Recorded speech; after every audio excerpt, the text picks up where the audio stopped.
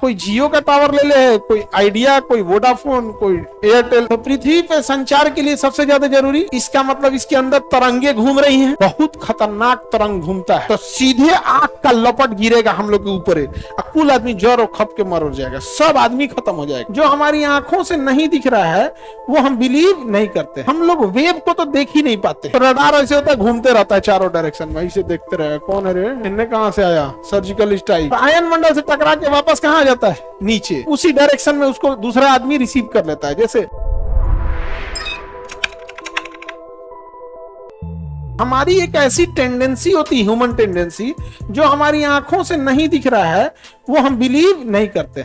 आप माइक्रोस्कोप से जिस दिन दही देख लीजिएगा ना, आपसे खाया ही नहीं जाएगा, खाली उसमें बैक्टीरिया होते हैं, ऐसा कादो इसे नहीं समझे। जैसे एक कटोरा में मधुमक्खी भर दिया जाए तो कैसे खाली मधुमक्खी दिखेगी, वैसे दही लीजिए और एक शीशे के स्लाइड पे से लपेट दीजिए और उसके बाद जाके देखिए इसे माइक्रोस्कोप से, इतना कादो दिखेगा जिसका कोई हद, देखिए नहीं पाएंगे एकदम, उसमें खाली बैक्टीरिया दिखेगा, लेकिन वो अच्छे बैक्टीरिया होते हैं। तो हम लोग की आंखें जिसे नहीं देख पाती है हम उसे उतना नहीं मानते, समझे। तो हम लोग वेव को तो देख ही नहीं पाते हैं, वेव को नहीं देख पाते।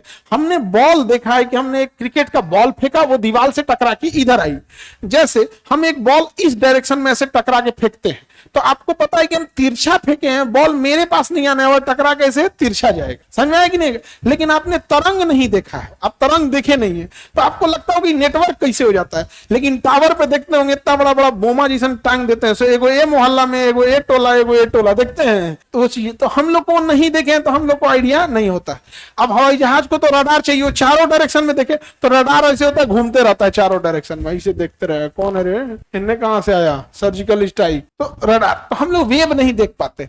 तो वेव क्या होता है कि जब भी कोई वेव हम आसमान में छोड़ते हैं तो वो क्षोभ मंडल को पार करके, समताप मंडल को पार करके, मध्य मंडल को क्या कर जाता है, पार कर जाता है। लेकिन टकरा जाता है किससे, आयन मंडल से। किससे टकरा जाता है, आयन।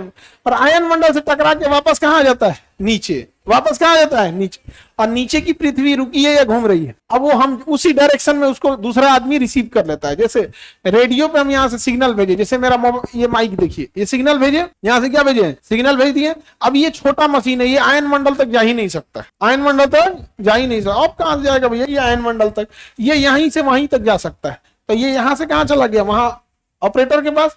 ऑपरेटर के पास बड़ी मशीन है, वो इसको वेब में बदल के वाईफाई को दे दिया। किसको दे दिया, वाईफाई वाले को दे दिया। वो यहीं से केबल लगा हुआ है, यहाँ से केबल लगा हुआ है, वो पोल पे जाएगा और जो मेन टावर है वहां पहुंचा दिया, केबल के थ्रू कहां पहुंचा दिया, अब वहां से वो पहुंचा दिया कहां पर, आयन मंडल। और आयन मंडल में पहुंचा दिया, अब वो आयन मंडल इसको बिखेर देगा। क्या कर देगा, बिखेर देगा। और जब बिखेर देगा तो सारे टावर्स के पास आ जाएगा। अब कोई जियो का टावर ले ले, कोई आइडिया, कोई वोडाफोन, कोई एयरटेल, सब अपना अपना लिया हुआ है।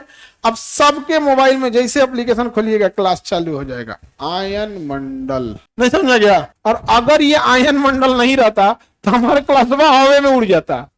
अगर ये आयन मंडल नहीं रहता तो इसे तो हम तो भगवान भरोसे फेंक दिए, वो आयन ऊपर कहां रह जाता, ऊपर ही रह जाता। किसमें रह जाता, ऊपर ही रह जाता। समझ में आ रहा है।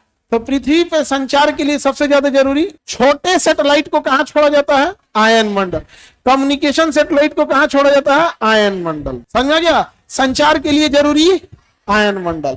इसका मतलब इसके अंदर तरंगे घूम रही हैं, बहुत खतरनाक तरंग घूमता है। और समझिए ये आयन मंडल ही है जो हमारी रक्षा करता है बाहर से आने वाले ऑरोरा ऑरियोलिस और ऑरोरा बोरियोलिस। याद कीजिए हम पढ़ाए थे आपको कि सूर्य से जब आग की लपट चलती है तो हमारे वायुमंडल का आयन मंडल ही उस लपटों को आने नहीं देता है, बल्कि बिखेर देता है। और जिस बिखराव के कारण एक रोशनी चमकती है जिसे हम ऑरोरा कहते हैं। क्या कहते हैं, परोरा, अरोरा। कौन सी रोशनी, अरोरा। अच्छा, अगर ये आयन मंडल ना रहे, आयन मंडल न रहे तो सीधे आग का लपट गिरेगा हम लोग के ऊपर, कुल आदमी जर और खप के मर जाएगा, सब आदमी खत्म हो जाएगा। तो ये हमें उस आग की लपटों को बिखेर के एक रोशनी में बदल देता है जिसे हम क्या कहते हैं, अरोरा। उत्तरी ध्रुव पे अरोरा बोरियोलिस और दक्षिणी ध्रुव पे अरोरा ऑस्टियोलिस। नीचे रहेगा तो ऑस्टियोलिस, ऊपर रहेगा तो बोरियोलिस। ऊपर बोरियोलिस और नीचे australis. Any problem, no problem. बढ़िया समझ रहा है उधर, याद रहेगा।